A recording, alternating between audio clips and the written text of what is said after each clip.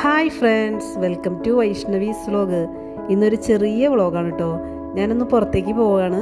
പോകുന്ന വഴിയിൽ നമ്മുടെ കണിക്കൊന്ന പൂത്ത് നിൽക്കുന്നത് കണ്ടപ്പോൾ ഞാൻ അങ്ങോട്ടൊന്ന് ചെന്നു. ഒരു മാസം മുന്നേ നമ്മുടെ കണിക്കൊന്ന പൂത്തു. ഇനി വിഷു ആകുമ്പോൾ പൂവൊന്നും ഉണ്ടാവില്ല. അപ്പോൾ നമ്മൾ ഒരു പൂവിന് വേണ്ടി ഇങ്ങനെ അലഞ്ഞു തിരിഞ്ഞ് നടക്കേണ്ടി വരും. ഇത്രയും ചെറിയൊരു മരത്തിൽ ധാരാളം പൂവുണ്ട്.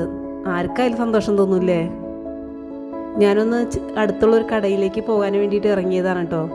ഇവിടെ ഒക്കെ അച്ചാച്ചനെ അന്വേഷിച്ചിട്ട് നമ്മുടെ അച്ചാച്ചനെ കണ്ടില്ല. അപ്പം തറവാട്ടിൽ പോയപ്പോൾ അതിൻ്റെ ഉമ്മർത്ത് നിൽക്കുന്നുണ്ട് അച്ചാച്ചൻ. അപ്പോൾ ആ കടയിലേക്ക് പോകാമെന്ന് പറഞ്ഞിട്ട് ഞങ്ങൾ ഇറങ്ങാണ് കേട്ടോ. അച്ചാച്ചനോട് പറഞ്ഞില്ലെങ്കിൽ അച്ചാച്ചൻ ലോകം മുഴുവൻ അന്വേഷിച്ച് കിടക്കും നമ്മളാ. അപ്പോൾ എവിടെയെങ്കിലും പോകണമെങ്കിൽ പറഞ്ഞിട്ട് വേണം പോവാൻ.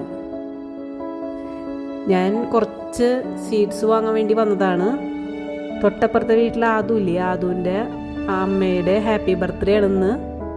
അപ്പോൾ കുറച്ച് സ്വീറ്റ്സ് മേടിച്ചു കൊടുക്കാമെന്ന് കരുതി ബേക്കറിയിലേക്ക് പോയില്ല, തൊട്ടടുത്തുള്ള ഒരു കടയിലേക്കാണ് വന്നത്. ഇവിടെ അത്യാവശ്യം സ്വീറ്റ്സൊക്കെ ഞാൻ കണ്ടിട്ടുണ്ട്. അപ്പോൾ പിന്നെ ഇങ്ങോട്ട് വരാമെന്ന് വെച്ചു.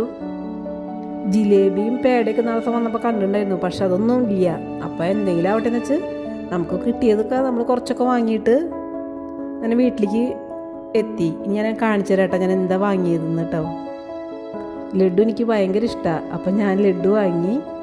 പിന്നെ നമ്മുടെ ലൈറ്റിൻ്റെ സിംഗിൾ കേക്ക് ഉണ്ടല്ലോ, കപ്പ് കേക്ക് പോലത്തെ, അത് വാങ്ങി. പിന്നെ ചെറിയ പീസ് സോനാപ്പപ്പിടി, കപ്പലണ്ടി മിഠായി, അങ്ങനെ ചെറിയ ചോക്ലേറ്റുകളൊക്കെ വാങ്ങി.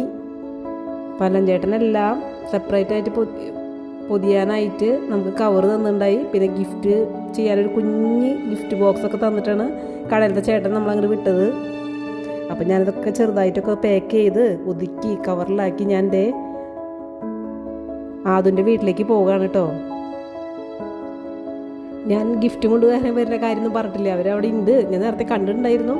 അപ്പം ഞാൻ കോളിംഗ് ബെൽ അടിച്ച് നിൽക്കുകയാണ് കേട്ടോ, അവരെ വെയിറ്റ് ചെയ്തിട്ട്. അവരുടെ വീട്ടിലിങ്ങനെ നല്ല ഭംഗിയുള്ള പനകൾ കുറേ ഉണ്ട്. എനിക്ക് ഭയങ്കര ഇഷ്ടമായി ഇങ്ങനത്തെ പനച്ചെടികളൊക്കെ.